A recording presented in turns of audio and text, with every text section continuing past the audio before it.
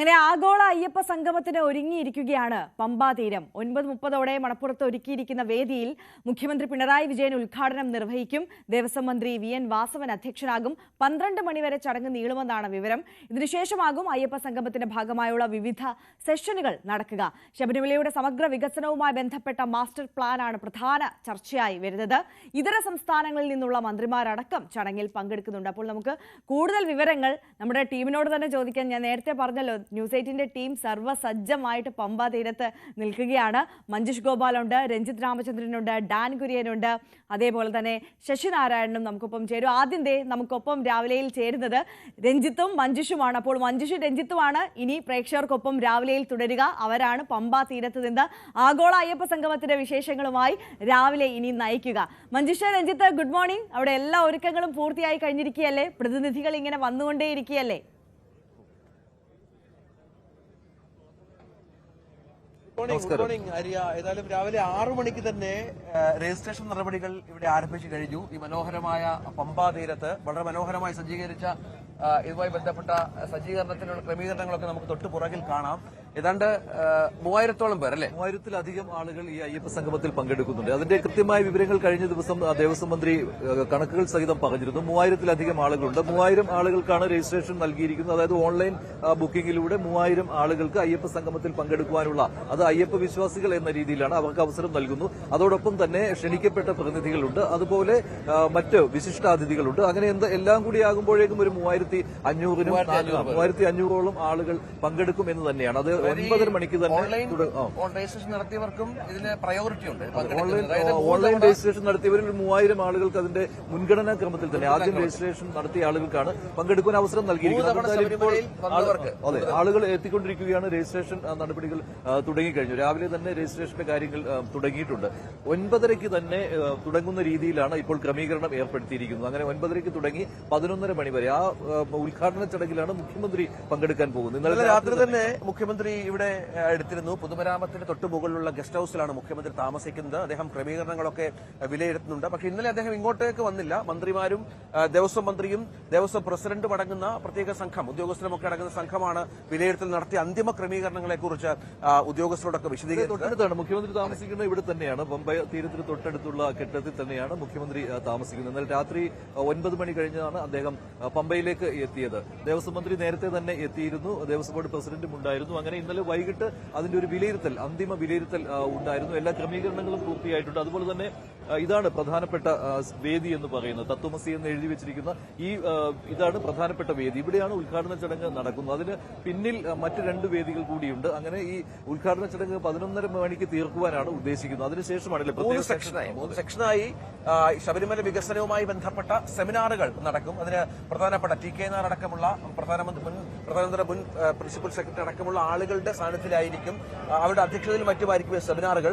അതിൽ ഉയർന്നു വരുന്ന കാര്യങ്ങളുമായി ബന്ധപ്പെട്ടുള്ള ഒരു രൂപം അതിനുശേഷം സമർപ്പിക്കും. അതിന്മേലുള്ള ചർച്ചയായിരിക്കും പിന്നീട് ഉണ്ടാകുക. അത് നടപ്പിലാക്കുന്നതുമായി ബന്ധപ്പെട്ട സാധ്യതകളുണ്ട്. ശരി, ഇതിന്റെ വേദിയുടെ കൂടുതൽ ക്രമീകരണങ്ങൾ എന്തൊക്കെയാണ്? അതിനകത്തേക്ക് പോയി കഴിഞ്ഞാൽ വേദി കൃത്യമായിട്ട് കാണാൻ കഴിയും. അവിടെയാണ് ഇപ്പോൾ ലൈറ്റൊക്കെ ക്രമീകരിച്ചുകൊണ്ട് ആ വേദി സജ്ജമാക്കി കഴിഞ്ഞു. ഇന്നലെ രാത്രിയായിരുന്നു അതിന്റെ ഒരു വിലയിരുത്തലുകൾ ഒക്കെ നടത്തിയത്. അതെല്ലാം സെറ്റ് ചെയ്ത് കഴിഞ്ഞു. ഇവിടെയാണ് അയ്യപ്പ സംഗമത്തിന്റെ ഉദ്ഘാടനം നടക്കാൻ പോകുന്നത്. ഇതിന് കൂടുതൽ വിവരങ്ങൾ നൽകുന്നതിന് വേണ്ടി ഡാൻ കുര്യൻ കൂടി ചേരുന്നുണ്ട്. ഡാൻ, എന്തെല്ലാം ക്രമീകരണങ്ങൾ ആയി കഴിഞ്ഞു? കൃത്യം 9:30-ക്ക് തുടങ്ങുന്ന രീതിയിലാണോ ഇപ്പോൾ ആസൂത്രണം ചെയ്തിരിക്കുന്നത്? എങ്ങനെയാണ്, പറയൂ. തീർച്ചയായിട്ടും. അതായത് നമ്മളിപ്പോൾ നിൽക്കുന്നത് ഈ പ്രധാന വേദിയുടെ മുൻവശത്താണ്. ഇവിടെ നിന്നാണ് ഈ 3500-ലധികം വരുന്ന ഡെലിഗേറ്റ്സിന് ഇരിക്കാൻ കഴിയുന്ന തരത്തിലുള്ള എല്ലാ ക്രമീകരണങ്ങളും സജ്ജമാക്കിയിരിക്കുന്നത്. ഇവിടെ ഈ പ്രധാന കവാടത്തിൽ മെറ്റൽ ഡിറ്റക്ടറുകളിലൂടെ മാത്രമേ ആളുകൾക്ക് അകത്തേക്ക് പ്രവേശിക്കാനാവൂ.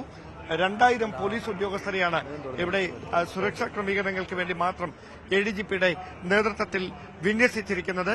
ആ വലിയ സുരക്ഷാ ക്രമീകരണങ്ങൾക്ക് നടുവിലൂടെ വേണം വിദേശ രാജ്യങ്ങളിൽ നിന്ന് ഉൾപ്പെടെ എത്തിയിരിക്കുന്ന പ്രതിനിധികൾക്ക് ഇതിന് അകത്തേക്ക് എത്താൻ. ആദ്യ വശത്ത് രജിസ്ട്രേഷനാണ്. 2 വശങ്ങളായി രജിസ്റ്റർ ചെയ്യാനുള്ള അവസരങ്ങൾ. അതോടൊപ്പം ഈ ഡെലിഗേറ്റ്സിന് ഇവിടെ നിന്നൊരു കിറ്റ് നൽകുന്നുണ്ട്. ആ കിറ്റുകൾ വാങ്ങി അകത്തേക്ക് പ്രവേശിക്കാനുള്ള തരത്തിലുള്ള ക്രമീകരണങ്ങളാണ് സജ്ജമാക്കിയിരിക്കുന്നത്. നമുക്കറിയാം, ഇന്നലെ നമ്മൾ വിശദമായി ഈ ടെന്റിന്റെ ജർമ്മൻ ടെന്റിന്റെ പ്രത്യേകതകളൊക്കെ ചർച്ച ചെയ്തതാണ്. അതായത് 3500 ആളുകൾക്ക് ഇരിക്കാൻ കഴിയുന്ന തരത്തിൽ ഇതിനകത്ത് ക്രമീകരണങ്ങൾ സജ്ജമാക്കിയിരിക്കുന്നു. ഇതിന്റെ ഏറ്റവും പ്രധാനപ്പെട്ട വേദിയിൽ, അതായത് ഏറ്റവും മുൻവശത്തായാണ് മുഖ്യമന്ത്രി ഉൾപ്പെടെയുള്ള വിശിഷ്ട അതിഥികൾ ഉദ്ഘാടന ചടങ്ങിന് ശേഷം ഈ വിവിധ സെഷനുകളുടെ ഭാഗമാകുക. ഇതാണ് ഏറ്റവും പ്രധാനപ്പെട്ട മെയിൻ വെന്യൂ. സമാനമായ തരത്തിൽ മറ്റ് 2 വെന്യൂകൾ കൂടിയുണ്ട്. അവിടെ ആയിരിക്കും 3 ചർച്ചകൾ. അതായത് ആഗോള തീർത്ഥാടന കേന്ദ്രമാക്കി ശബരിമലയെ മാറ്റുന്നതിൽ ഒരു ചർച്ച, അതോടൊപ്പം തന്നെ ശബരിമലയിലെ തിരക്ക് നിയന്ത്രിക്കുന്നതുമായി ബന്ധപ്പെട്ട 2ാമത്തെ സെഷൻ, അതോടൊപ്പം തന്നെ മൂന്നാമതായി ശബരിമല മാസ്റ്റർ പ്ലാൻ തയ്യാറാക്കുന്നതുമായി ബന്ധപ്പെട്ട 3ാം ഘട്ട ചർച്ച. അങ്ങനെ 3 സെഷനുകൾ ഒരേ സമയം നടക്കുന്ന തരത്തിലാണ് ഇതിനകത്തെ ക്രമീകരണങ്ങൾ. അതായത് വലിയ ചൂടുണ്ട്. ഒരു 10 മണി കഴിയുമ്പോൾ ഇതായിരിക്കില്ല സാഹചര്യം. ഇപ്പോൾ മഞ്ഞ് പുതച്ച നിലയിലാണ് ശബരിമലയും പരിസരവും. പക്ഷേ ഒരു 9 മണി 10 മണിയോടെ സാഹചര്യം മാറും. ഇന്നലെ കനത്ത ചൂടിലാണ് ഞങ്ങളൊക്കെ രാവിലെ ഇവിടേക്ക് എത്തുന്ന സമയത്ത്. 10 മണി കഴിഞ്ഞപ്പോൾ വലിയ ചൂടായിരുന്നു. പക്ഷേ അത് ആ ഒരു വലിയ കാലാവസ്ഥയുടെ പ്രതിസന്ധികളെയൊക്കെ മറികടക്കാൻ കഴിയുന്ന തരത്തിലുള്ള എല്ലാ സജ്ജീകരണങ്ങളും ഈ പ്രധാനപ്പെട്ട വെന്യൂവിൽ സജ്ജമാക്കിയിരിക്കുന്നു എന്നതാണ് എടുത്തു പറയേണ്ട കാര്യം. രാവിലെ കൃത്യം 10 മണിയോടെ മുഖ്യമന്ത്രി പിണറായി വിജയൻ ആഗോള അയ്യപ്പ സംഗമം ഉദ്ഘാടനം ചെയ്യും. അതുമായി ബന്ധപ്പെട്ട അവസാനവട്ട ഒരുക്കങ്ങൾ പുരോഗമിക്കുകയാണ് പ്രധാനപ്പെട്ട വേദിയിൽ.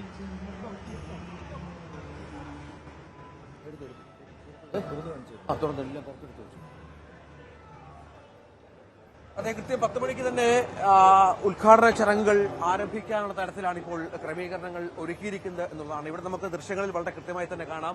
ഇവിടെ വരുന്നവരെ സ്വീകരിക്കാനുള്ള ചന്ദനം, അല്ലെ, പ്രത്യേക ചന്ദനമായിരിക്കും. പ്രത്യേക ചന്ദനമുണ്ട്. അവർക്ക് പൂക്കൾ നൽകിയുള്ള സ്വീകരണമാണ്. ഈ പ്രതിനിധികളെ പൂക്കൾ നൽകി സ്വീകരിക്കുക എന്ന ശരിക്കും അയ്യപ്പനുമായി ബന്ധപ്പെട്ട അല്ലെങ്കിൽ ശബരിമലയുമായി ബന്ധപ്പെട്ട ഇത്തരത്തിലുള്ള സ്വീകരണം, ആചാരം, ഇത് കളഭം, അല്ലെ, അത് ഉപയോഗിക്കുന്ന സാധനമാണ്. വളരെ കൃത്യമായി തന്നെ അത്തരത്തിലാണ് കാര്യങ്ങൾ മുന്നോട്ട് കൊണ്ടുപോകുന്നത്. അങ്ങനെ എല്ലാ ക്രമീകരണങ്ങളും ഇവിടെ പൂർത്തിയായി കഴിഞ്ഞു. ഡെലിഗേറ്റ്സുകൾ ഓരോന്നായി ഈ സ്ഥലത്ത് രജിസ്റ്റർ ചെയ്യണം. ആദ്യം ഈ സ്ഥലത്താണ് രജിസ്ട്രേഷൻ നടപടികൾ പുരോഗമിക്കുന്നത് എന്നാണ് മനസ്സിലാക്കേണ്ടത്. അവരുടെ പേര് വിവരങ്ങൾ അടക്കം നൽകിയുള്ള രജിസ്ട്രേഷനാണ് ഇപ്പോൾ ഇവിടെ പുരോഗമിച്ചുകൊണ്ടിരിക്കുന്നത്.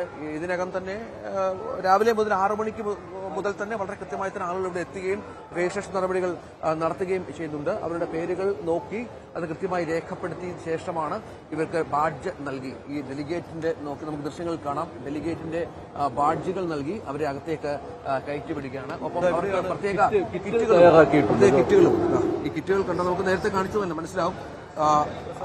പ്രസാദമാണ്, ശബരിമലയുടെ പ്രസാദം. ശബരിമല ഒരു അരവണ ഇതുമായി ബന്ധപ്പെട്ടുണ്ട്. അതിനുശേഷം മോദകമുണ്ട്.